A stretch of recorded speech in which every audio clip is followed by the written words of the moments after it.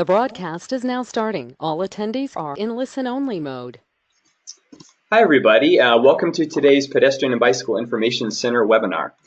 Today's webinar is going to focus on the issue of speed, a really important issue we're facing now, and in particular, how communities can begin to address speed-related concerns and take a focus that really focuses on protecting children and using that as the framework for speed management programs. So we're going to hear a lot of great presentations today. My name is Dan Jeline. I'm with the PBIC. I'll be facilitating today's webinar. Shortly, my colleague, Nancy Pullen-Sufert, is going to be introducing today's panel, which features speakers from the National Transportation Safety Board, the Los Angeles Department of Transportation, and the New York City Department of Transportation. Before I turn it over to Nancy, I would just like to shift gears for a moment to go over some brief housekeeping items and a few things you'll want to keep in mind during today's webinar. Just to start out, we are in listen-only mode today. So you as attendees won't be able to speak up during the webinar since we have so many people on the line, but you will be able to communicate with us, and you can do that by submitting comments and questions to us throughout the webinar. We look forward to reading those. We're going to be holding about 30 minutes at the end of the webinar today to have a facilitated discussion with our panelists. And at that time, I'll be able to bring those questions up and we'll be able to direct them to our panel. So at any point in the presentation, if you have questions, please don't hesitate to submit those. If for any reason your computer freezes up during the webinar, we encourage you to please just reload the website and log back into the webinar. You should just be able to rejoin from there. We have a few other pieces of information that are available to you for this webinar. One is the archive of the webinar itself. We've already posted a PDF version of the slide presentations that will be shared today. If you visit pedbikeinfo.org/webinars and navigate to today's webinar, you'll see a link at the bottom of that page for a PDF file. If you want to follow along, or if after the webinar you want to refer back to anything you missed, that resource is there for you. We're also going to be posting the recording of today's webinar on that same page, and it'll be available hopefully tomorrow if I can get it up in the morning. So check back there. If you want to share the recording with your colleagues or anybody who wasn't able to sit in, please feel free to do that. We're also going to provide a follow-up email to you later today. That's going to include a few things. One will be a link to the archive page that we've just described, so you can find all that information there. Another will be a link to generate a certificate of attendance for today's webinar. So it's important that if you're attending with multiple people at your site, that you pass that information along to anybody else who's in the room with you. If you're the one who registered, you'll get that email. Just pass it around to everybody else so they can also generate their own certificate of attendance. The webinar today is part of a series that we do of monthly webinars. Every month we try to cover a different topic. And to stay up to date with our webinars, you can do a few things. You can check out pedbikeinfo.org/webinars. You can follow us on social media using the handle pedbikeinfo. And if you are on social media and on Twitter, we're going to be talking about this webinar today using hashtag PBIC webinar if that's something you're interested in doing with us. You can also sign up for our newsletter at pedbikeinfo.org/sign up. A couple of other things to note. I mentioned the certificates of attendance that you can use to self-report your own professional development hours, maybe PDHs. The webinar has also been submitted to the American Planning Association for 1.5 CEM credits. So if you're a planner and that applies to you, I'd encourage you to please check their event calendar to find this webinar so you can claim those credits. Before we move along, I do have one brief poll question I would like to ask to start us off, and that is how many people are attending at your site today. So it might just be you, and that's fine. We're glad to have you here. You may have a small group with you, 2 or 3 people, 4 or 5, or maybe even more than that. So if you could take a moment, please just let us know about how many people are out there. We're really curious about the overall numbers for the webinar and how people are attending and viewing our webinars. So the information you provide here is really important to us. So I'll leave this open for another 5 or 10 seconds. If you can cast your vote, we'll go ahead and move right over to Nancy Pullen-Sufert. Okay, just a few more seconds on the poll, and then we'll close that down and move right along. All right, thank you all very much. I'm going to close the poll now, and we're going to move right into our first presentation, which is going to be given by my colleague, Nancy Pullen-Sufert, and she's really going to help us better understand the topic that we're going to be covering today and give a better introduction to each of the panelists joining us today. We've got a great group, and Nancy will help us do that. So Nancy, the screen is coming over to you. If you could just keep an eye out for that, and show your screen whenever you're ready. We'll go ahead and get started. Sure, thanks, Dan. So as Dan mentioned, I have two jobs in the next few minutes. The first is to invite each of you to consider the advantages of prioritizing child, pedestrian, and bicyclist safety in your own communities and the communities you work with, or within your state or agency, and also offer a specific way to do so. And then, as Dan mentioned, I get the privilege of telling you more about the great speakers that we have joining us today. So today we're talking about a problem that communities across the country are struggling to address. And for those of you whose work intersects with Vision Zero, you're undoubtedly hearing a lot about, and that's speed and speed-related crashes. So while speed-related crashes are not new, there's a new level of resolve in addressing them. However, as you know, speed management strategies can be contentious, especially when the conversation turns to automated enforcement. So on this webinar, we're talking specifically about preventing crashes where children walk and bike as a first step. And this is something that the National Center for Safe Routes to School, where I'm located, has been working on for many years, both within our role as Federal Highway Administration's clearinghouse for the Federal Safe Routes to School program, and then most recently through our launch last year of what we call Vision Zero for Youth. So a little bit more about our thinking on that. Vision Zero for Youth encourages communities like the ones that you work with to prioritize safety improvements and slow down traffic starting where children and youth walk and bike. We believe not only that children deserve this protection, but also in talking with cities and also what we've seen through years of Safe Routes to School and other highway safety initiatives, that starting with children can help build political will and public support to make tough changes that can improve safety throughout communities. We wanted to help support communities by proposing that they use Walk to School Day to engage elected officials and give them a platform to publicly commit to children's safety, and then provide action steps for advancing the work and case studies to show how other cities are getting results. At our National Walk to School event last year, so in 2016, Washington, D.C.'s Mayor Bowser signed our mayor's statement on safe walking and bicycling for youth. And most recently, we had another record-breaking year for Walk to School Day participation. At those events, 1/3 included a mayor or other elected official, with 1,600 mayors having received Walk to School Day invitations from local constituents. So this is important because these are key opportunities, really, for elected officials to be able to publicly commit to their priority for children's safety, and depending on the community, how that relates to Vision Zero. So we also have learned very reliably that more than half of event organizers report that their events lead to policy or engineering changes, and most often these are changes that are safety related. So we have, for Vision Zero for Youth, also created a menu of options for communities and community leaders who are ready to commit to Vision Zero for Youth and take action. Something I'm particularly proud of is that we announced our first Vision Zero for Youth Leadership Award recipient, which I'm going to tell you about in a minute. So here's our website. I hope you will take a look at it, visionzeroforyouth.org, to find out more. We have a place for mayors to commit to Vision Zero for Youth, and information for elected officials as well as community members about what they can do.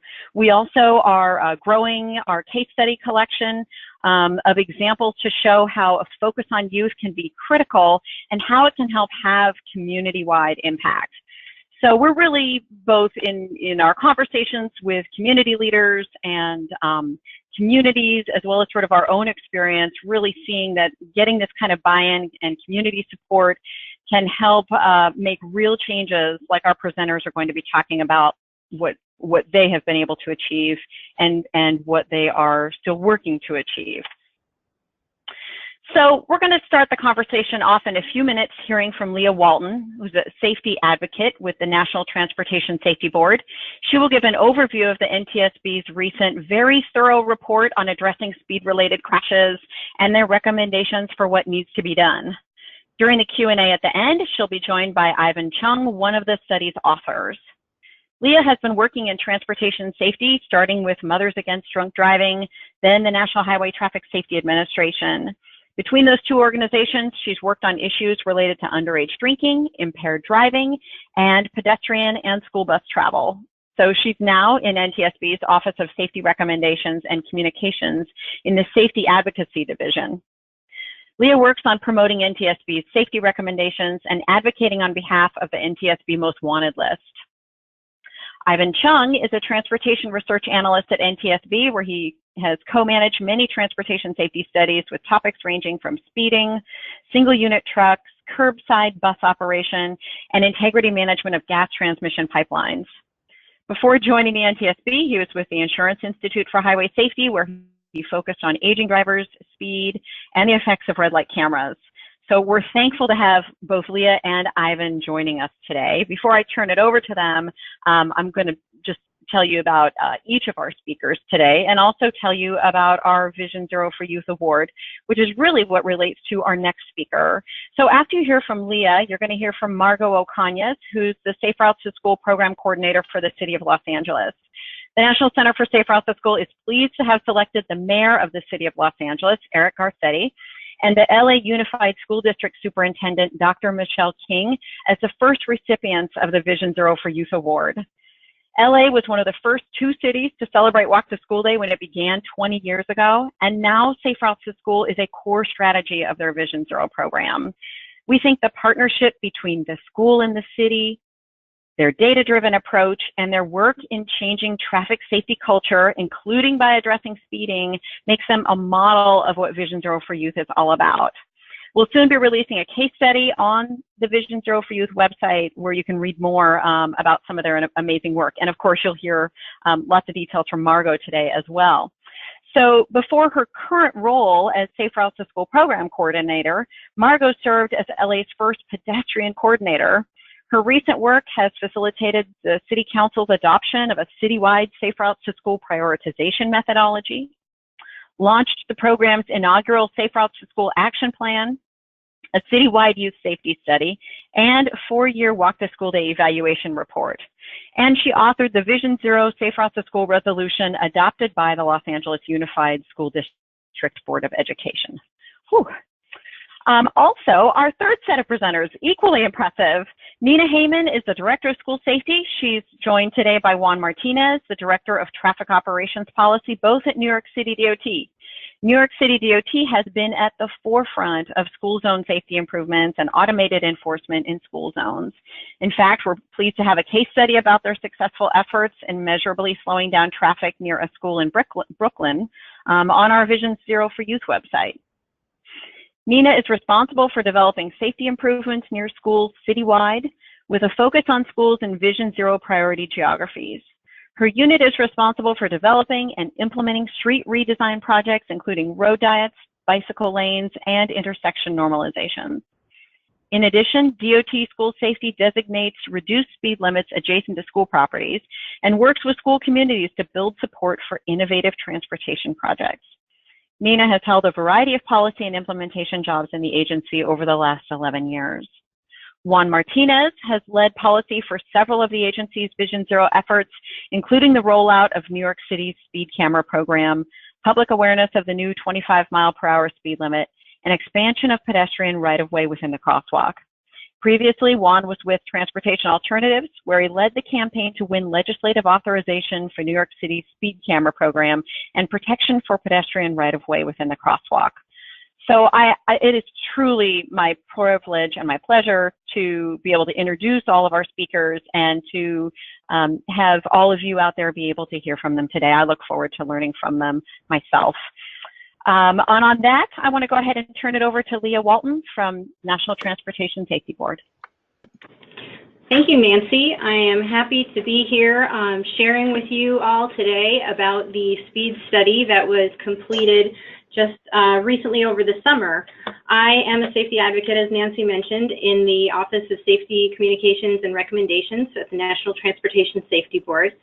And what most of you are familiar with our board is our investigations. You are most familiar with probably seeing how our investigators show up whenever there is a major transportation crash in our jackets and hard hats, and we investigate what is going on, and then we come out with a report and hold a board meeting that issues recommendations on how to prevent these types of crashes. And we investigate all modes of transportation. We investigate highway, air, rail, marine, and pipeline. And what you may not know, or probably do because of this webinar, we do have special studies that we issue where we dive deeper into a particular issue area or an emerging trend that we want to look closer at, that we then can also issue recommendations. And we often investigate, or we often look deeper at a handful of crashes or a collection of data that we want to learn more about. And that's how this speed study came about.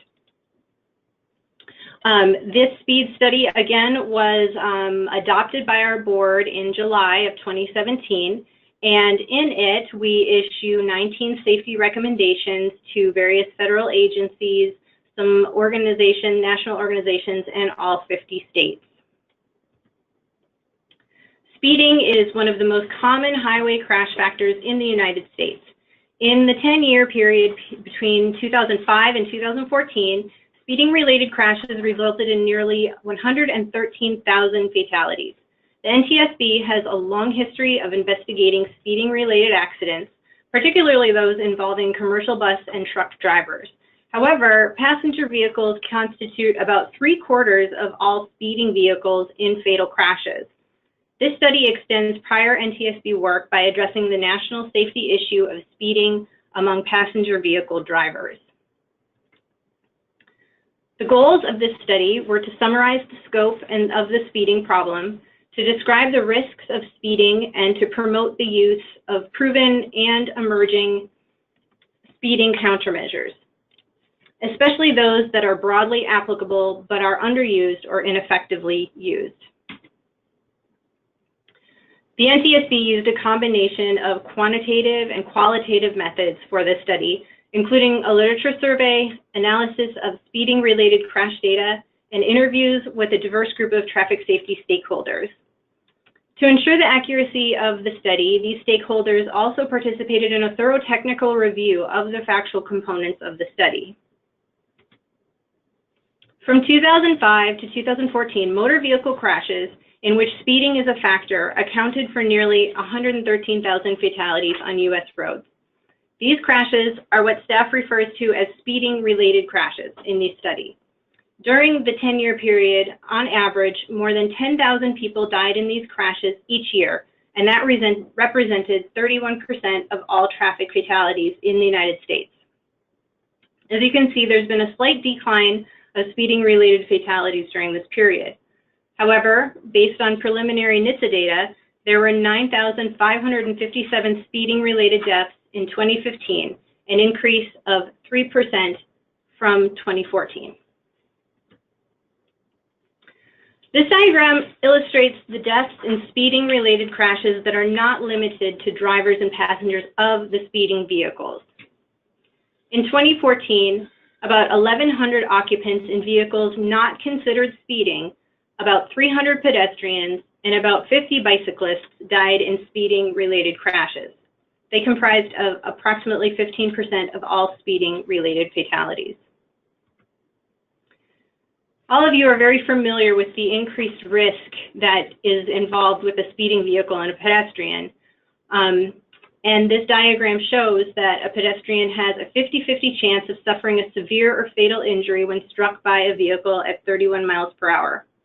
The likelihood of sustaining such level of injury goes up to 90% when struck by a vehicle at 46 miles per hour. The safety issues that emerged and that were investigated closely during the speed study include speed limits, data-driven speed enforcement, automated speed enforcement, intelligent speed adaptation, and national leadership. But for the purpose of this webinar, I'm going to focus more on the safety issues of speed limits, automated speed enforcement, and national leadership. However, if you're interested in the other portions of the study, I encourage you to go and download the study and read it.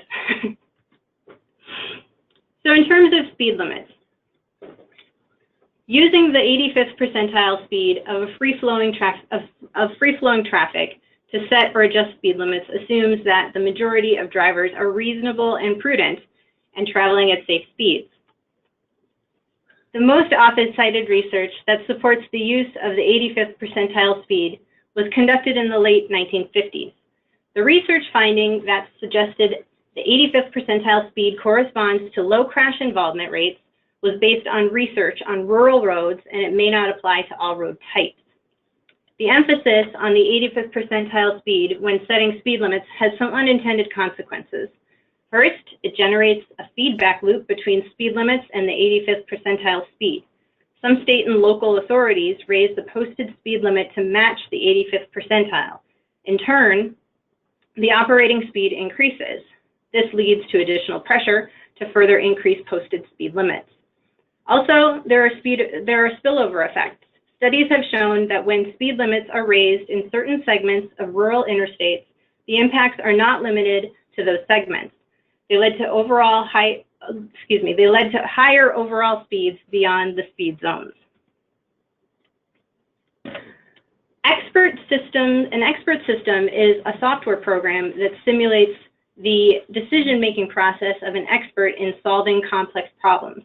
Federal Highway developed a web-based expert system called US Limits 2 for recommending credible and enforceable speed limits in speed zones. These can improve the setting of speed limits by allowing traffic engineers to systematically incorporate crash statistics and other factors in addition to the 85th percentile speed and to validate their engineering studies. In recent years, an alternative approach to setting speed limits have emerged. It is known as the safe system approach. This is an integrative approach to traffic safety that extends beyond just speed management. This approach is particularly relevant in urban areas where pedestrian and bicycle safety is of concern. The safe system approach calls for the strengthening of all elements of the road system. It challenges the traditional assumption that the majority of drivers make safe speed choices. Instead, it accepts the fact that humans make mistakes and that humans are physically vulnerable. Rather than relying on the operating speeds to set speed limits, the safe system approach emphasizes the target speeds so as to minimize the likely injury outcomes, such as those involving pedestrians and bicyclists. For our recommendations around speed limits, we recommend to the Federal Highway to revise the MUTCD to require factors that are currently optional for setting speed limits, require that an expert system be used for validation, remove guidance that speed limits be within 5 miles per hour of the 85th percentile, and incorporate the safe system approach for urban roads. In our findings for the automated speed enforcement, it is implemented in schools. The implementation of automated speed enforcement seems to be effective in school zones. FARS data show that only 7 U.S. speeding-related fatalities occurred in school zones in 2014.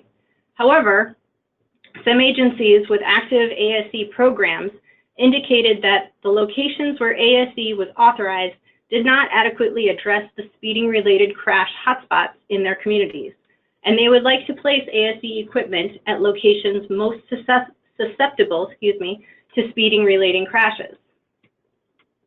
Our recommendations around automated speed enforcement are to all 50 states to pass or amend laws to allow greater use of ASE, and to NHTSA and Federal Highway to update and promote the ASE guidelines and assess effectiveness of point-to-point speed enforcement.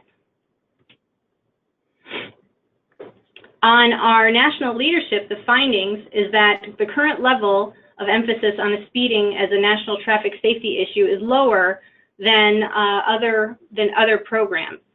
We have current programs that support enforcement and media campaigns around other programs such as impairment and seatbelts, but nothing around speed. So we saw that current federal aid programs don't require funding speed management activities at a level similar to other problematic traffic enforcement or traffic issues. So our recommendation, we have a recommendation to NHTSA to collaborate with other traffic safety stakeholders to develop and implement an ongoing program to increase public awareness of speeding. including an annual enforcement mobilization, and to the United States Department of Transportation to complete the actions called for in the 2014 Speed Management Program Plan. This is an excellent resource. This study is an excellent resource for having a fully informed, independent perspective on the dangers of speed and the impact that it has on safety. It can be used as a resource for developing or refining policies on speed.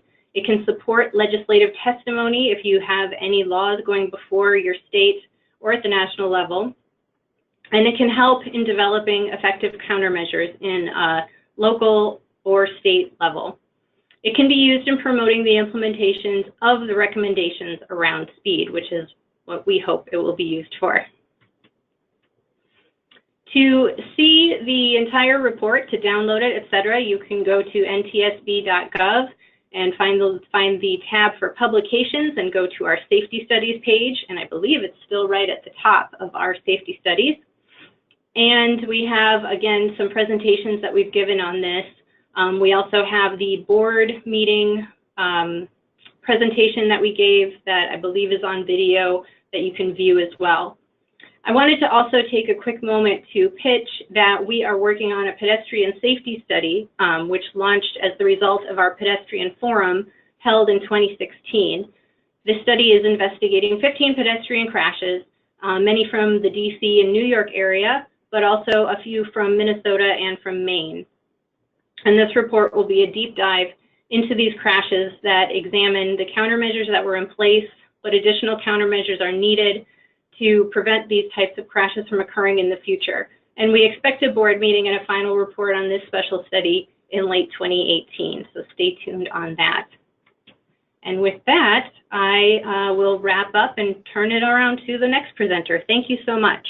Great, thanks so much, Lee. I really appreciate that overview. The study is great, and I encourage everybody to take a look at it after the webinar. I sent a link out in the chat pod. Hopefully you saw it there. You can take a look at all the recommendations and the findings. Before we move on to our next panelist, I do have another poll question I'd like to launch, and this one really gets at some of the things that you all might be doing to manage speeds in your community. So we're asking you to weigh in on this. In the past year, which of these strategies has your community used in your speed management programs? And check all of them that apply to you. We've got roadway design and traffic calming, really hard kind of roadway design activities. Enforcement obviously plays a big role. Signage, things like speed feedback signs, maybe it's safety campaigns, school-based education, or PSAs, or policy changes like speed limit reductions. We're interested in finding out which of these strategies you all are using. And as you cast your votes, before we turn it over to the next panelist, when it's all said and done, I'm going to turn this back around and show you all what your fellow attendees said. And then we'll move right into our presentation from Margot at the Los Angeles Department of Transportation. So just a little bit longer on the poll. I know there are a lot of options here, so go ahead and select as many of them that apply to you and submit them to us. So we're interested in seeing how prevalent some of these activities and strategies are. Okay. Just a few more seconds on the poll. I'm going to go ahead and close it now. I'll share the results here. So you should be able to see this and how prevalent. It looks like 2/3 of the audience are using those first three strategies: roadway design, traffic calming, enforcement, and those signage pieces as well. About half of you are working on safety campaigns, school-based education, PSAs, or some other way. And then only about a quarter doing some of that policy change, speed limit reductions, which we know are maybe a little bit more difficult to do. That requires a lot more, working with legislators and things like that. So I'm going to hide that. I think it's really interesting to see what you all are working on, interesting for our panelists. I'm going to move the presentation right over to Margot Ocañas from Los Angeles Department of Transportation to continue on and talk a little bit about what Los Angeles is doing. So Margot, you've got the screen and I can see your slides. Please go right ahead whenever you're ready. Great. Well, thank you so much, and good morning to everyone, and my many thanks to PBIC for the opportunity to speak with you today and to share the panel with some very esteemed peers across the nation. My goal today is to share with you the processes that we used here in the city to really plant the foundations of Safe Routes to School, which is nearly 5 years old. And these foundations ultimately helped inform the development of what I consider our umbrella initiative, which is Vision Zero Los Angeles. Not uncommon to some other Vision Zero cities, our Vision Zero initiative is very co-led by our Department of Transportation and the LAPD. So together we do really share a commitment to designing streets and enforcing laws and delivering safety education with that goal to reduce speeding, particularly on the key arterials. So in that way, we see Safe Routes to School as a core strategy of Vision Zero, of working in parallel to bring those speed reduction strategies into that network of streets of our school neighborhoods. Many of our schools reside on major arterials, but we like to look holistically at that combination of Vision Zero arterial focus with Safe Routes to School focus on the school neighborhoods. So about 5 years ago, in many thanks to our advocacy community, they had pushed for the development of a pedestrian coordinator position with, at that time, Council Member Eric Garcetti, who is now our mayor, with that pedestrian coordinator being responsible for formalizing the Safe Routes to School program. Ergo, my arrival on the scene a couple of years ago. Council adopted what we call our Safe Routes to School strategic plan with a couple key tenets that are still very alive for us today. The first was to establish a data-driven approach, similar to my sister partner in New York City. We're a very large city, so it was very important to develop a transparent, needs-based approach to where we would focus our safety efforts. We are a city of 15 council districts, so it was also important to have adopted by council a roadmap that was data-driven, recognizing there were certain areas of town that may get more attention than others. So I'll speak more to that prioritization methodology in a moment. Another important component of the plan was to ensure a strong partnership specifically with the Los Angeles Unified School District. It is the second largest in the country. Approximately 80% of their schools are within the city limits. So that gives us a number, about 800 campuses or over 1,000 schools. The school district is also divided, like our city, into different districts. There are 6 local school districts. So it is a complex mix for our program to work not only with 15 council districts, but also sort of 6 smaller school districts. Upon my arrival with Safe Routes to School, we had really one point of contact at the district. So the beginning years of our program really focused on building relationships with the district.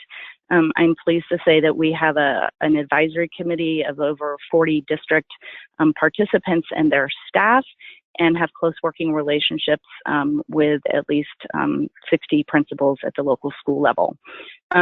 The evolution of our partnership really started from the top down in securing endorsement at the superintendent's office, endorsing and supporting and communicating the value of Safe Routes to School. We ultimately transitioned to co-leading Safe Routes to School with the executive officer who was overseeing the strategic plan for the district and writing Safe Routes to School programs into their strategic plan as a program that can help meet milestones for health and safe environments. We ultimately then transitioned to working with the director for the Office of Environmental Health and Safety.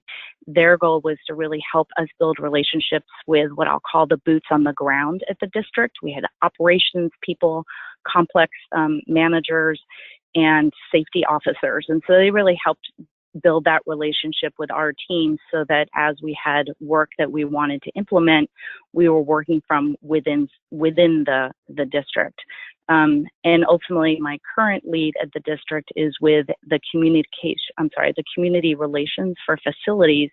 And the reason that's so important is that we're at a life cycle in Safe Routes to School where we're implementing programs and doing a lot of community engagement in soliciting their input on projects and also wanting to inform them so that our projects are accepted. So I walk through that only because it sort of reflects the value and the tiering that one does in building those relationships. So again, Safe Routes to School is not viewed as a program where we're knocking from the outside, but rather working from the inside out. And we're pleased to cap that off with the adoption of a Safe Routes to School and Vision Zero resolution last fall by the district's Board of Education. So in the spirit of trying to prioritize our safety efforts into those areas of most need, we developed a prioritization methodology with the following indicators. The bicycle and ped collisions, we looked at those that are within a quarter mile of the school. We considered a quarter mile a comfortable walking distance for students. We also looked at the density of students that are living within that close proximity of the school, and also whether or not they had been recipients of funds in the past, and used the free and reduced price meal indicator as a proxy for social equity. What was nice about developing this prioritization is that we really we had to source data both from our department as well as LAUSD. So again, there was an opportunity for LAUSD to own this methodology and be on the same page as we used the prioritization as a roadmap to target our efforts. I was a couple years into the start of Safe Routes to School. I was also asked to help develop the some data analysis to launch the Vision Zero program.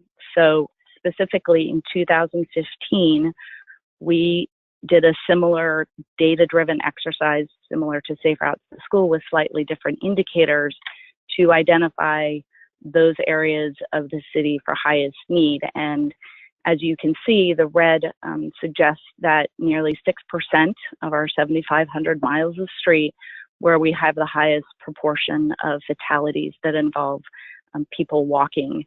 We overlaid that with the location of our top 50 schools. So again, our rank order prioritization, sort of 1 through about 800 of our schools with most need, the city and the district have committed to working in phases of schools. And so we are focusing on the top 50 right now. And those, as you can see by the blue dots, are situated right on top of the high injury network. So it was validating to recognize that between Vision Zero and Safe Routes to School, we really are addressing those areas of most need.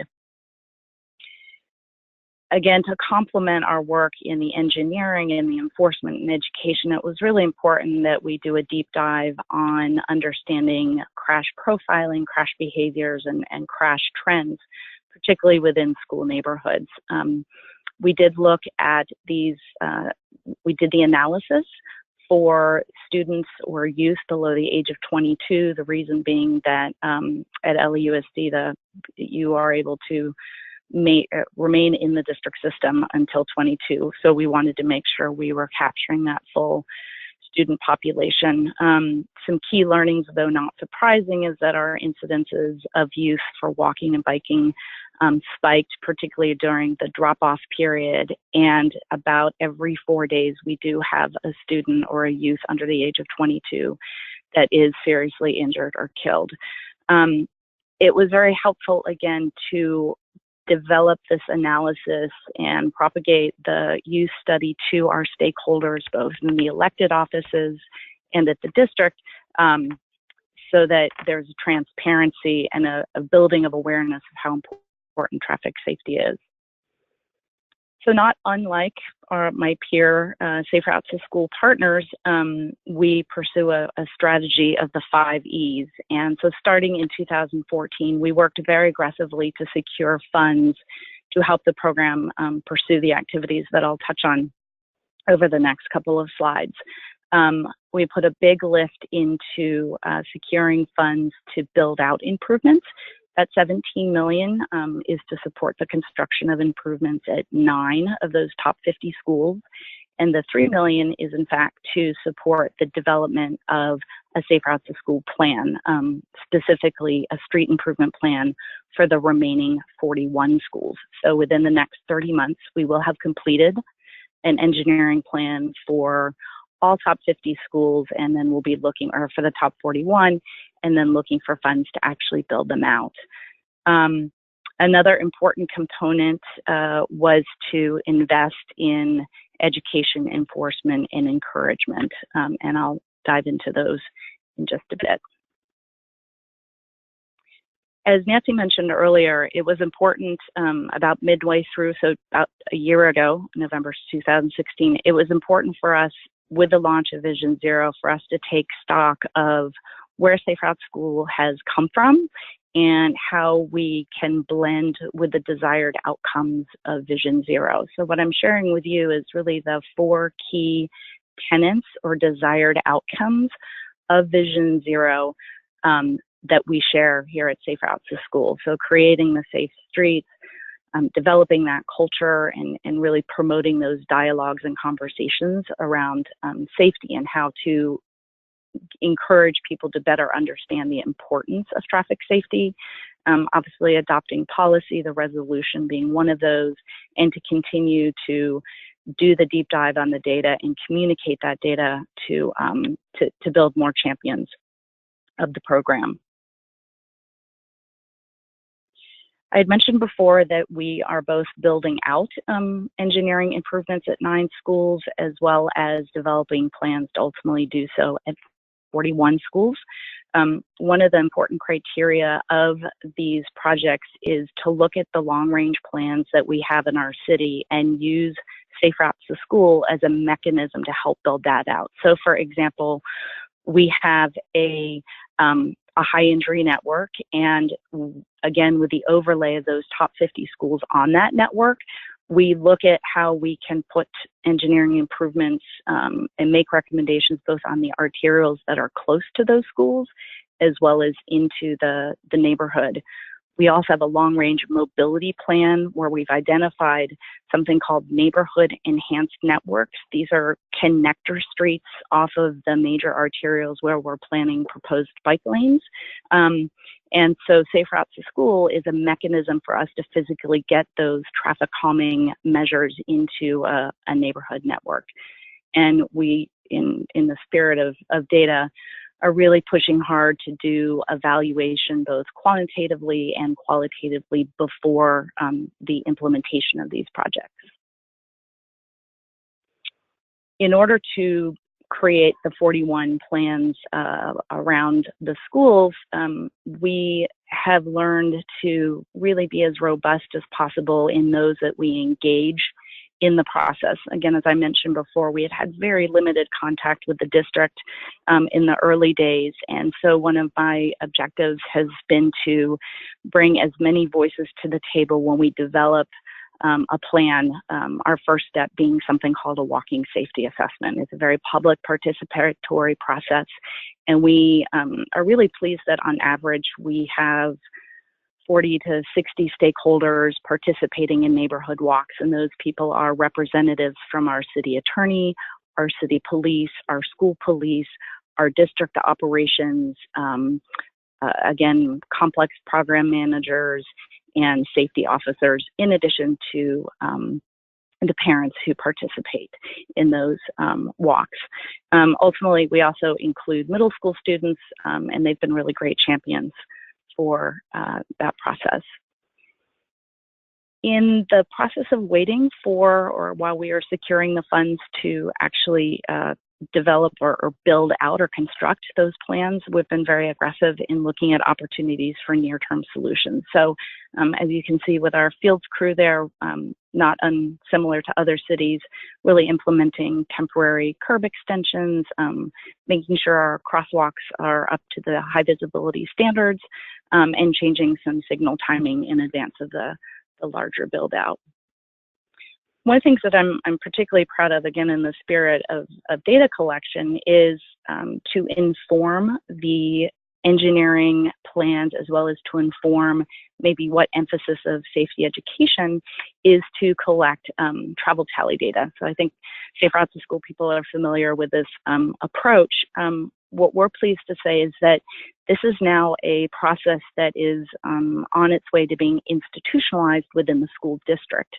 So we provide them with the forms and the instructions, and the teachers and the administration in the fall collect the data, we capture it, and we do the analysis, and then we will prepare a school-specific report for them. So it's been a heavy lift for volunteers in the past. So again, the resolution that was passed by the district really gives us that document to point to say the district really has skin in the game. And so efforts around the travel tally speak to the work that they can help capture data in informing important programs going ahead. On the education side, Vision Zero, a large chunk of that $3 million that I had suggested or had shown that we captured for education, a third of that went into a citywide Vision Zero campaign. This really was the lead conversation starter that was out in the streets in the past year. And now we're in the process of kind of reshaping some of the messaging, carrying on some of the visuals and bringing them into the local schools. The goal really being we wanted the parents who are driving in the streets with their kids, if they're seeing a billboard or a bus kiosk, that the message on that is not only happening on the streets, but it is being reinforced through messaging at the local school level. Nancy touched upon Walk to School Day, which we similarly have embraced as an opportunity, yes, to encourage walking, but this is a great platform recognizing that the imperative to focus on safety, that we use that as a platform. And so really circulated data, reinforced some of the key points of our safety collisions analysis to our volunteer organizers at Walk to School Day to emphasize how it's so important that parents understand the role that they can play in addressing safety by driving slower and being aware of kids on the streets in the mornings. We had all levels of our Safe Routes to School, or all levels of the district, helping to promote involvement. It is, in fact, the LAUSD staff, not our team, that was on the ground driving the registration of schools. So again, a nice partnering of their boots on the ground and their skin in the game in carrying forth the message and getting people involved. So obviously that has nice consequences for the cost efficiency of such a program. And we were able to register about 183 schools this year. The continuation of education really goes down to the classroom, where we are offering hands-on, yard-on experiential education at the elementary school level. Our vendors now work with us such that they have to touch every student at that school. These are not one-off events with just a few kids that are involved, but part of the vendor sort of payment requires that they, again, touch every classroom. And similarly at the middle school, that we are training the PE teachers on how to teach on-bike skills. And through both the middle and through the middle and elementary school education programs, the curriculum is really an active transportation curriculum with, seeding some of the key themes of Vision Zero in there as well. And then very, very quickly, as far as speed enforcement at the Vision Zero level, I've called out before, we have the high injury network. And a big push has been to ensure that our surveys are up to date and in place so that LAPD can in fact enforce speeds on many segments of the high injury network. When Vision Zero launched, a significant portion of the high injury network, the speed surveys had expired. So in fact, a lot of surveys had expired citywide, and we prioritized those segments for revamping of surveys to the high injury network. So that's at the umbrella level. And then within the school neighborhoods, we are piloting what we call school safety zones. So reducing the speed limits to 15 miles per hour. We did that at 11 campuses. And we armed both our city and school police with outreach messaging, again, trying to carry on the themes of Vision Zero and the importance for moving slowly. And there was a grace period of education, and then ultimately when they enforced. Truth be told, there was not a significant change in speed limits. We're in the process of thinking about expanding that program really from the perspective of using that as a means to continue that engagement between our enforcement and our citizens and that conversation around speed.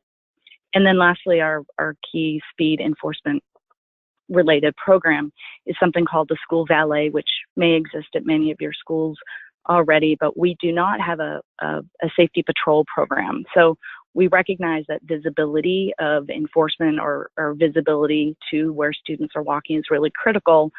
So we are exploring and hoping to launch through some pilots, both a student and an adult-based safety patrol program over the next couple of years, or within the next year. So with that, I will pass it to the appropriate next person to switch presentations. Great, thank you so much, Margot. Before we get over to New York City DOT for their presentation, I'm going to ask our final poll question, and this one is a little bit more targeted on the topic of automated speed enforcement.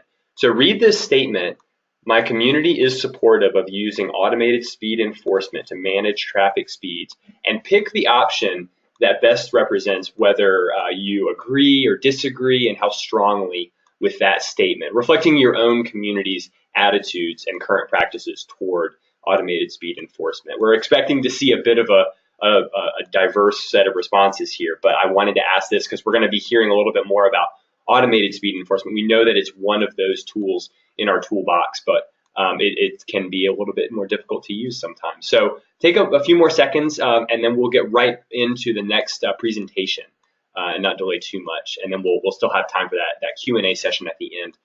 You all are submitting some great questions, and I'm reviewing them now. We'll hopefully get as many of those answered as we can during the webinar today.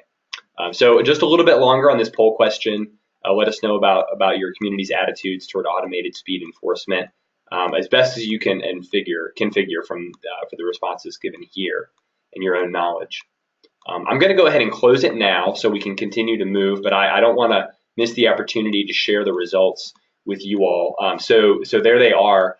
The most popular response to this was to neither disagree or agree with this statement. So maybe somewhere right in the middle.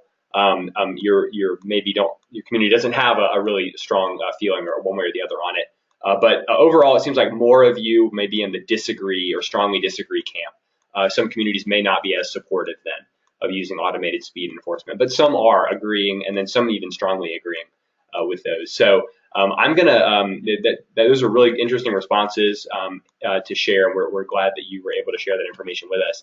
I'm gonna go ahead and move us right along then to our final set of presenters, Nina Heyman, and she's joined by Juan Martinez, both from the New York City Department of Transportation. So Nina, I think I correctly just transferred the screen to you. So take a look. If you didn't get it, let me know. Yep, I can see my screen. Okay, great. And as long as you all can.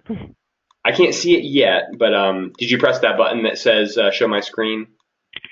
I did. Let me try it again. Hold on. I can try it one more time if that didn't work. Let's try it now. Let's see if that did it. Oh, I am now the presenter. Okay, so and I hit show my screen, even though my screen is not the one I want to show. That's okay. I just sent it back to you, Nina. Let's see. There you go. I got it now. You all go right ahead. Thanks again. Great. Okay. Hello, everybody, and thanks very much for giving us this chance to speak today. So my name is Nina Heyman. I'm the Director of School Safety here at New York City DOT, and we are focused on making the streets near schools safe, primarily through street redesign. And I'm joined by Juan Martinez, who is the Director of Policy in our Traffic Operations Division, and he'll be speaking about automated enforcement because that's actually handled by his group, although we work together closely. So like many of you, we have a Vision Zero program in New York City. This was done a few years ago. It's a multi-agency effort to go through and sort of identify where pedestrian fatalities and serious injuries were happening so that it could really guide our agency's work. So what we in school safety do is we sort of overlay the school map on the Vision Zero map. And so the black dots you see here are all of the schools in New York. We have over 1 million public school students and hundreds of thousands of more in the privates. And we generally try and focus our work in the Vision Zero geographies because, we do notice a problem where you'll have sort of, squeaky wheel communities that are more likely to complain, but actually don't necessarily have higher crash rates.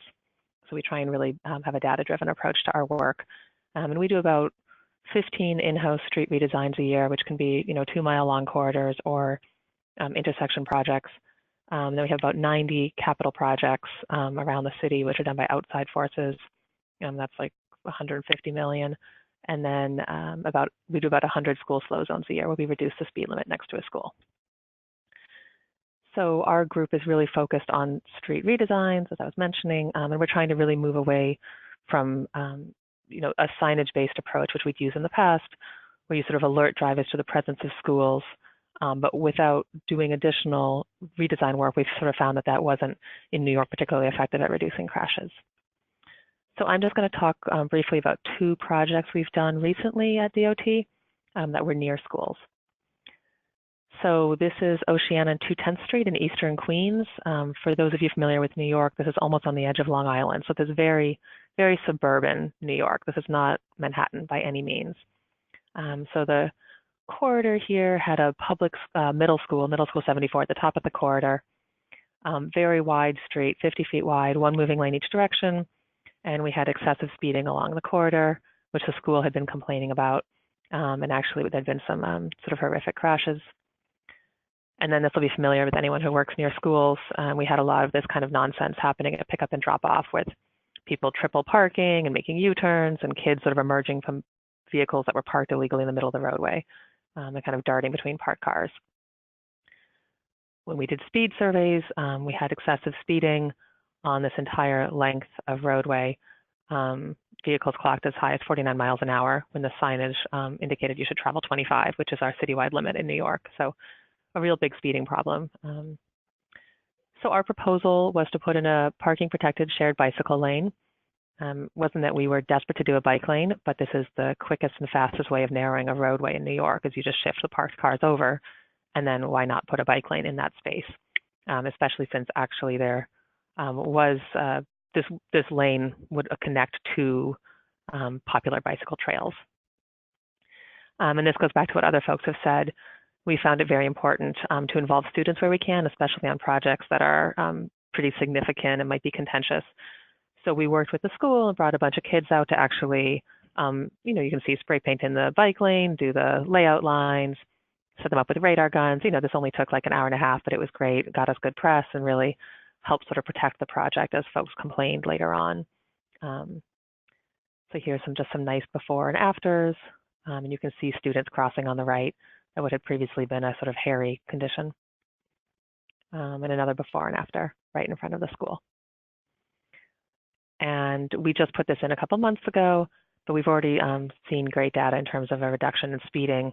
Right next to the school, you had 88% of vehicles speeding beforehand, and we brought that down to 39%. And the school community has been very happy with the project. This is another project. This was actually done a few years ago. And actually it wasn't done by my group, but I really like it. And I've only been with school safety for a year and a half, so I want to talk about this one. This is 4th Avenue in Brooklyn, which goes by a lot of schools, as you can see from these yellow dots. 4th Avenue is a high speed, high crash corridor. It had been 3 moving lanes in each direction, excessive amounts of speedings, high volumes of pedestrian injuries and fatalities, and almost all the children in this community walked to school. Very few people around here own vehicles. So the proposal that actually was installed was to remove 1 moving lane in each direction on the corridor and take the existing medians and really widen them so that they actually provided more pedestrian protection and were sort of more visible to drivers and indicated that this was actually a neighborhood street, not a highway. And school support was crucial. All the schools were briefed. This is sort of a theme with projects near schools. And that really helped with getting the project through the community approval process. Here's some nice before and afters of the project. And you can just see that median. Again, just the median extension was just done in paint. Often in New York is what we do. I think a lot of cities, we come in and do things quickly in paint in the first place, and then we come in subsequent years and do concrete. And even just using paint, the injury and speeding reductions were significant, as you can see here. I know we're short on time, so I'm going quickly. So now I'm going to turn it over to Juan to talk about automated enforcement. Thank you. So we have a focus on speed in our Vision Zero program, and that's because speeding, as we all discussed earlier, leads to more crashes because people don't have enough time to perceive and react to unexpected events, and also because the crashes that do occur are more severe, as shown by the fatality risk curves below. The difference between 35 and 25 miles an hour when a pedestrian is struck is 2 to 3 times, or 3 to 3 or more times more deadly. But we're all familiar with this. So the emphasis on speed allowed us, or because of the emphasis on speed, we came out of the gates early on with a request of the state legislature to move to a 25 mile an hour speed limit from a 30 mile an hour default speed limit. Our speed limit, pretty much everybody on this call, I'm sure, is in the same situation. Our speed limit was set by state law, and it could not be any lower than 30 miles an hour. Ordinarily, it would take 5 or more years to convince our state legislature to change even something as obvious as lowering the speed limit. But because of Vision Zero, because of the advocacy, particularly from an organized group of people who have lost loved ones in traffic crashes, we were able to get the authority to lower our speed limit within 6 months of launching that legislative campaign. So we changed the speed limit in November of 2014, and what we learned along the way is that it's really just an enormous opportunity to talk to the public, and that's what we have here. We had this chance to talk to every driver in the city about what their speed means. We handed out 1 million flyers in 8 languages, just giving this information to drivers about, your speed makes crashes more likely and it makes them more severe. We had the opportunity to be out on the radio with radio ads. There were over 150 news stories, articles, and TV hits, because changing the default speed limit was something that is kind of catnip for reporters. Everybody understands the speed limit, and they understand the impact it has on them, or at least they think it does. The common perception was that we would be grinding the city to a halt and nobody would be able to complete commerce, and that this was nanny state ideology run amok. And that sort of conflict actually kind of really did help get our message out there. And if on the next slide, yes, good. So as an example of this, we took 2 polls, one in October before we changed the speed limit, that's the gray bar, and then in December after we changed the speed limit. And in October, before the speed limit changed, and before there was all this controversy, we asked people, what is the speed limit in New York City? And as you could tell, there's really no consensus on what the speed limit is. Like, the drivers in New York just didn't really know there was a speed limit, besides how fast you could go at any given time. But then after that month of conversation and that month of the flyering and the radio ads and all the news, we were able to double awareness of the speed limit and actually maintain it throughout.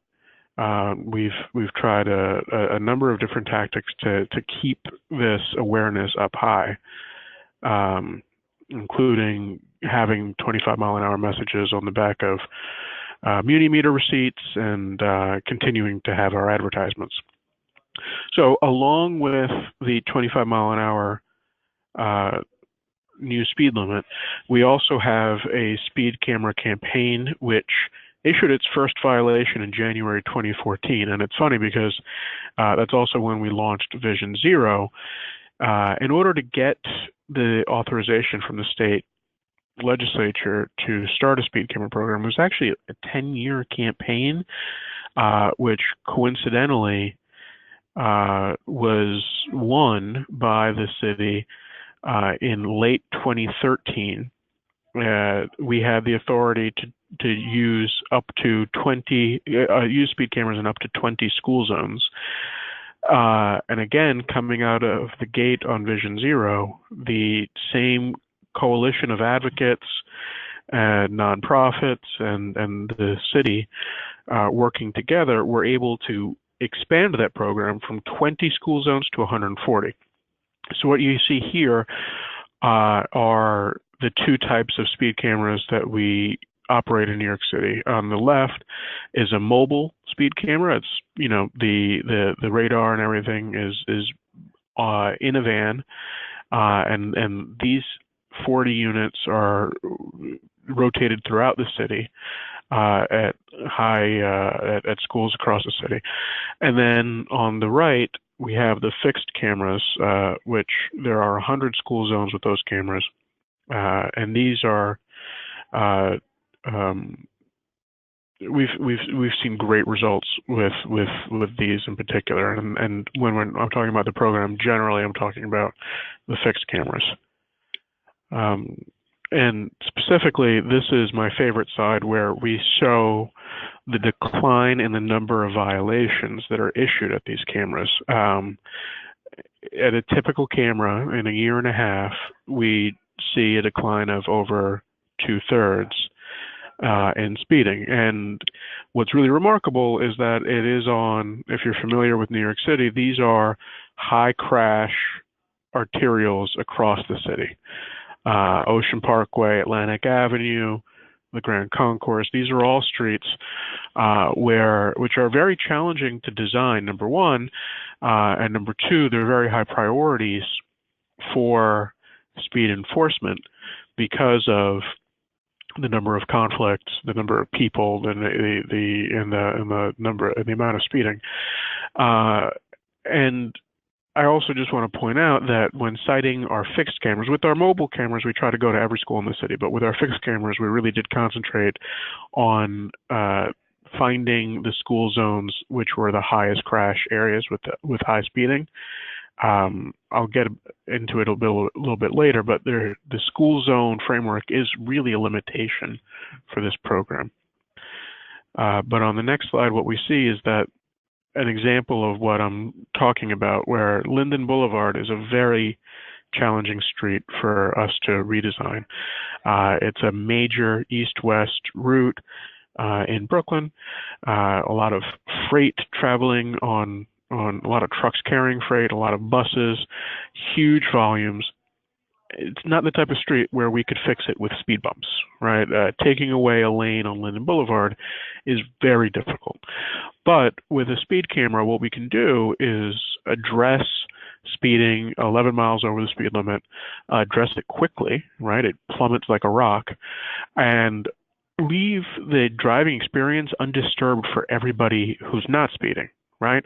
It's kind of a miracle tool in that sense where nobody who is abiding by the speed limit even has to change their behavior, but you really do attack that high-end speeding, which is a real problem. And when you reduce speeding, the effects are pretty significant that we found so far. The crashes go down 15%, injury crashes rather. Pedestrian injuries go down 23%. And this is a big deal because, again, we're doing a lot of different things in Vision Zero, but reducing the speed is a very effective thing that can work across the city. So there are a lot of concerns about operating speed cameras from, we heard them from the legislature. And you'll hear them from your own legislature as you try to develop your own programs, if that's a route that you try to pursue. One thing that I think is really powerful is to point out that over 80% of people who get a speed camera violation in New York don't get a second one. And that's important because it's actually a really minimal fine. It's a $50 fine, which is not nothing, but if you can put gas in your car and you pay your insurance for your car and so on, $50 is kind of the cost of doing business. But even with that mild deterrent, we are able to convince people to change their behavior, which is, the point of the program. And that's kind of this is my philosophical approach to speed cameras.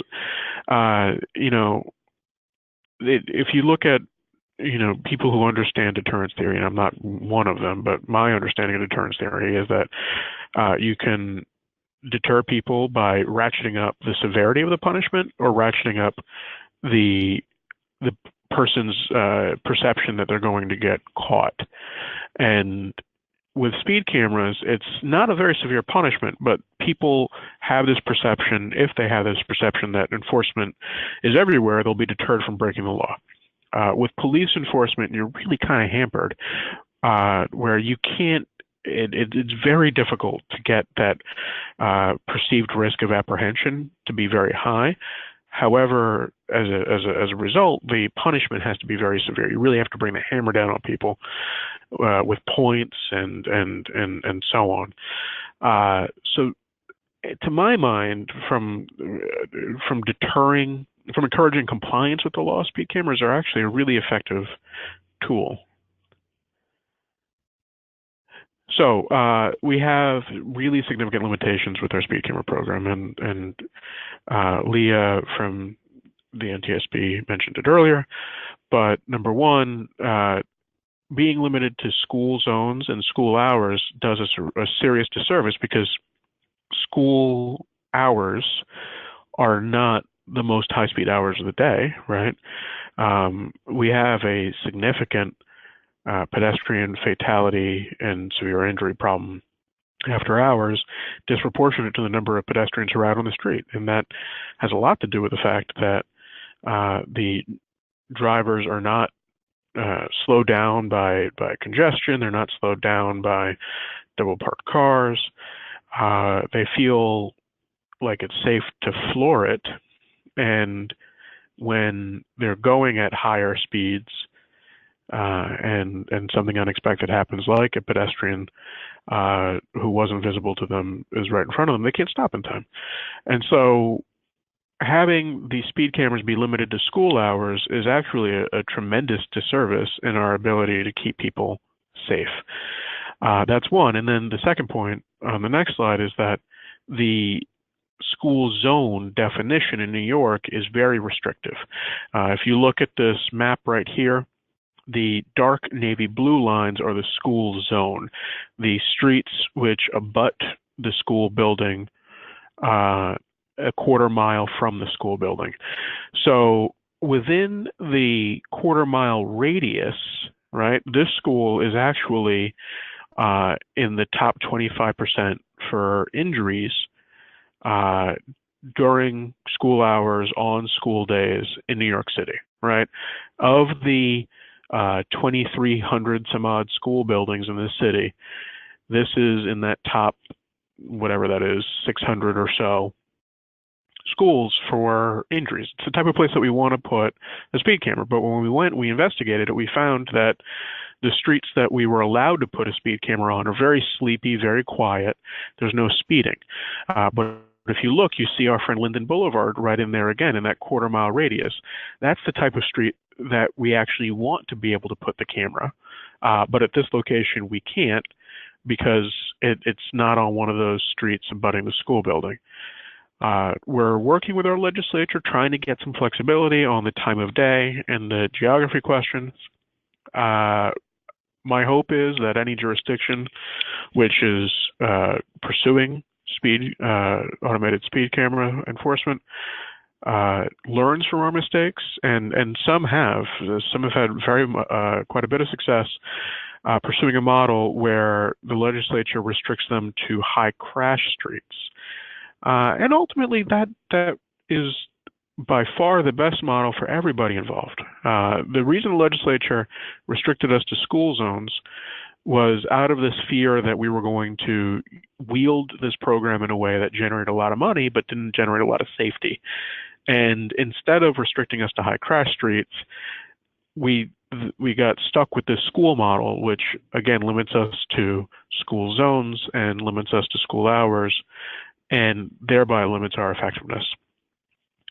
So we have an incredibly effective program, which is limited by the legislation, but I highly recommend to everybody pursue it in your own jurisdictions.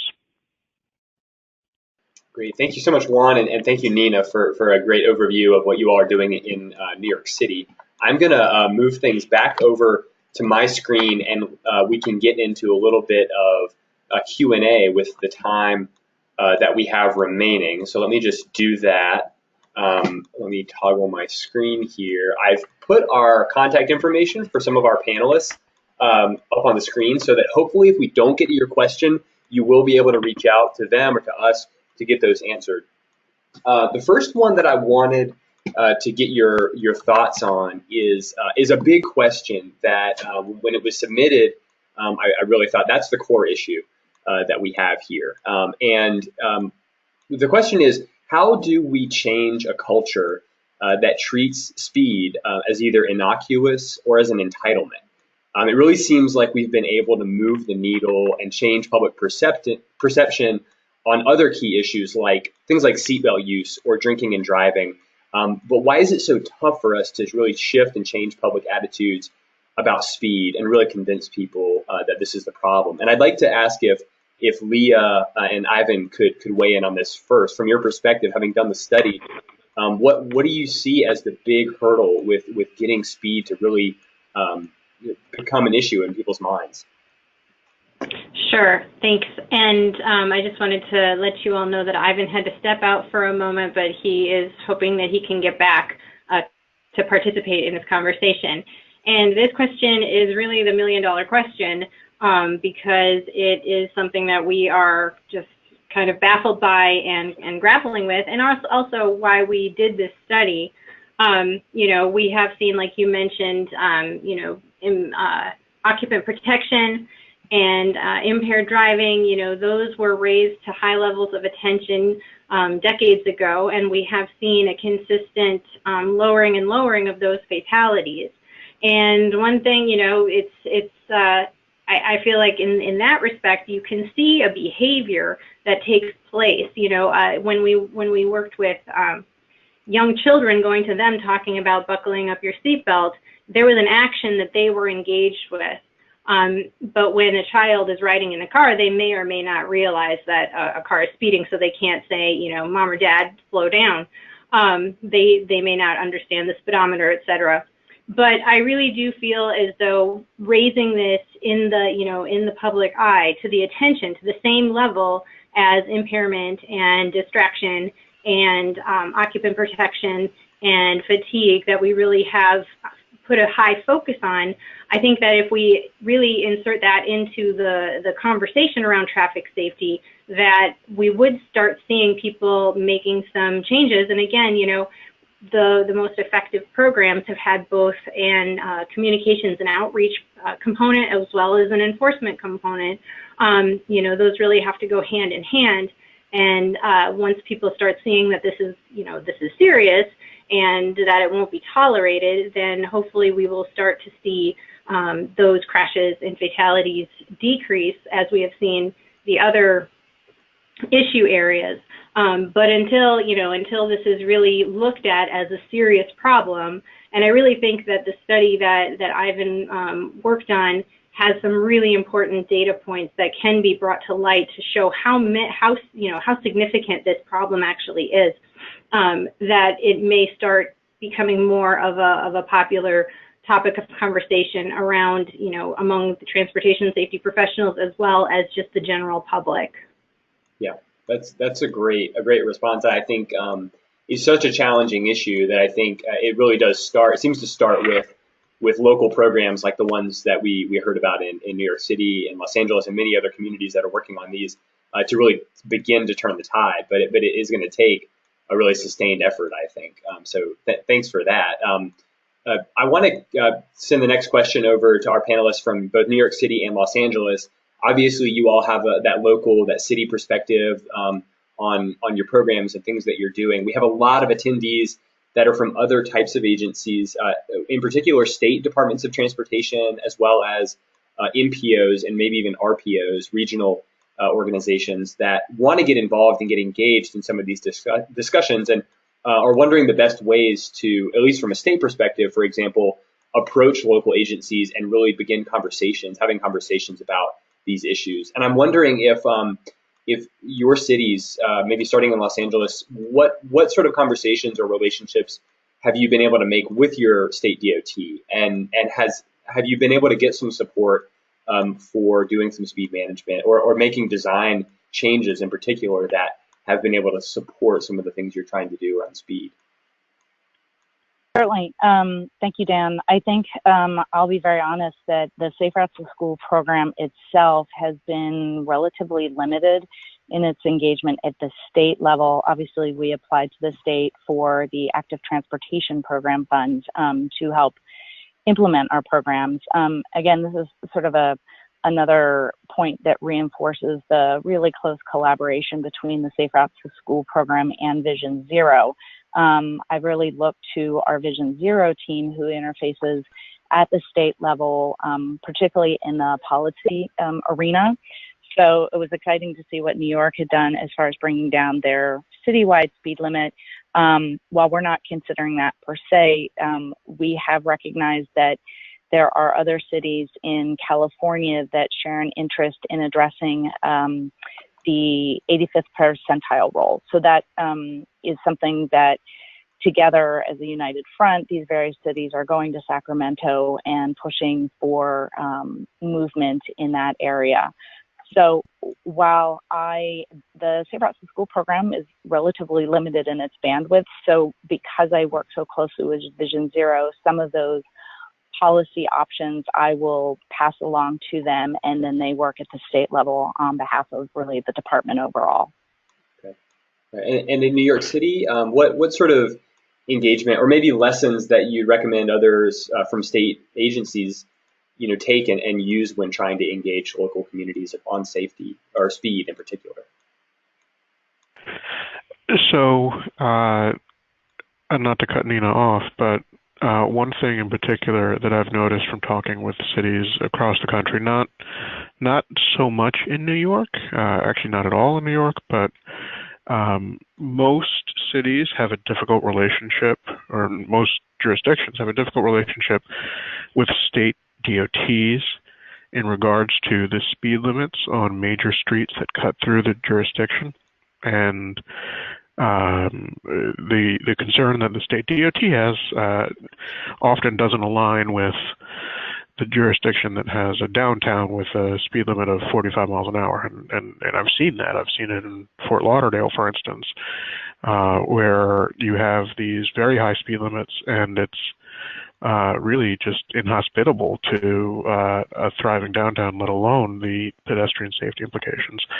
And so I would encourage any state DOT to really examine what requirements they're imposing on their cities and towns who want to lower speed limits on state-owned roads. And as an example, I'd like to just point to our experience in New York, where, I mentioned that we got state authorization to lower the default speed limit. What I, didn't mention because of time is that in the months before we got that state legislation, we went ahead and lowered the speed limit on our major arterial streets to 25. All the major arterial streets that one would think of, if you think about New York, Queens Boulevard, Grand Concourse, and so on, these wide, scary streets were 25 miles an hour, even while the default speed limit was 30. And we did that without heavy engineering studies, without really debating about the 85th percentile and so on, consultant studies, anything like that. We made announcements. It was a big public presentation effort. We coordinated with our local police department, of course, but that was about it, and it was fine. It worked well. The world didn't fall apart. And I say that to say that particularly out west, I hear about all these very onerous requirements in terms of reducing the speed limit, and the study that the NTSB put together really shows it's not necessary. Yeah, that's a great point, and it gets to and I don't want to move on yet because I realize Nina, I don't know if you had any additional comments on that question, just no, that relationship. Well, that was great. Juan's answer can definitely speak for both of us. Yeah, great. And the next question really comes on the same line of thinking, which is how, we have all this data. You shared a lot of data. You're really using data-driven approaches, both cities that presented, looking at your data and really trying to tell a story about the gravity of the situation, the gravity of the problem. The NTSB report does it too. I'm wondering if you all have come across examples where data, numbers of people's lives or numbers of crashes, doesn't tell the story in a way that other things can. For example, things like personal stories of victims, people telling their own experience and really having that resonate with decision makers. Do you find that with different audiences, you use different tools or different pieces of information to try to convince people of the importance of this issue? And if so, if you can name a few different strategies you've used beyond just using data and numbers, how have you tried to communicate that problem out to the general public or maybe leaders in the community? This is Nina from New York. I can partially answer that. I very, very much have that problem here in New York, where you can present a project to a local audience and you can show all the data in the world indicating that there's speeding and the vehicle volumes are low and you can afford to lose a lane, for example. And you'll definitely have folks who will just say, well, that's not a typical day, or you were there at the wrong time, or I don't believe your numbers, you're making it all up. So we have a lot of that. And I think the personal stories are hugely important, and just having local advocates. So I think like the group that Juan mentioned of families who were organized who had lost loved ones, especially children, to traffic violence have just been incredibly powerful in New York. As they come to a press announcement or a public meeting and it's a mother holding a picture of her child, it's like really heartbreaking. And I think just, at least in New York, there's a lot of sort of big bad city hall and no one wants to listen to you. So I think in my work, I found it's really important to find local advocates, tenant associations, schools, churches, et cetera, and have them come out to the meetings. And, they're sort of open-minded and will listen to the data and then can sort of speak to folks who wouldn't necessarily believe anything City Hall ever had to say. Mm-hmm, mm-hmm. Well, that's a great point. I wonder if, Margot, if you have any similar lessons in Los Angeles of other types of ways to make the case Sure. that you've used. Yes, well, I really appreciate Nina's comments. They very much resonate. I would say, in truth, that we are in the early days here in the department of we're really in those early days of trying to humanize the issues and the stories that they do resonate. It's not necessarily our core capability as a department traditional of engineers. As I mentioned before, the partnership with the Unified School District, and in particular my co-lead, who is this lead for community relations, is really helping us to think about how to craft the messaging and what channels it currently exists to communicate to the adult and student community, starting to thread safety-oriented information or data into existing newsletters or announcements, et cetera, so that it's starting to slowly chip away at building that awareness. Similarly to New York, the Vision Zero team is looking to humanize that. We're still, again, in those early days of capturing those stories because they are so powerful when you have families who are the victims of traffic violence. One of the areas that I'm looking to build is that middle school champion. So as we're going into each of these schools to develop their Safe Routes to School plan, again, most heavily emphasizing engineering, getting the middle school students out there and doing the audits and understanding or communicating to us some of their barriers and challenges, that at that middle school level and then into high school, they can be very powerful advocates when we do come back with the plan. They can tell their stories of the challenges of crossing at intersections or what makes it inhospitable for them to walk certain routes. We also do engage in enforcement because they're personal safety efforts. And lastly, I think while we haven't started it yet, it's on our plate to pilot which I know other cities have done, so I'm happy to learn from them, but setting up some of that peer-to-peer education through a student and adult safety patrol program. So when you're on the street and you're having those moments of engagement, arming our safety patrols with some of the data and how important being accountable and responsible to the rules of the road, if they're coming from a peer, may again start to sink in a bit and help to change some of the thinking about how important both you as a person when you're walking, but also when you're in the car, perhaps with somebody who's driving, to drive home the importance of moving slowly. Right. No, that's a great point. I want to close out by asking a question of Nancy.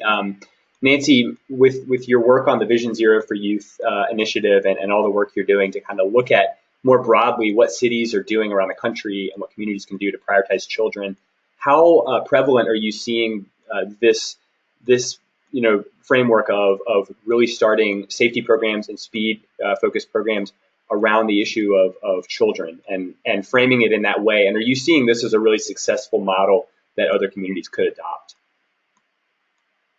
Well, for sure. And in a way, this is not new news, right? That was a lot of the reason for the success of the many years of Safe Routes to School programs that we've already had and that in many places continue to thrive.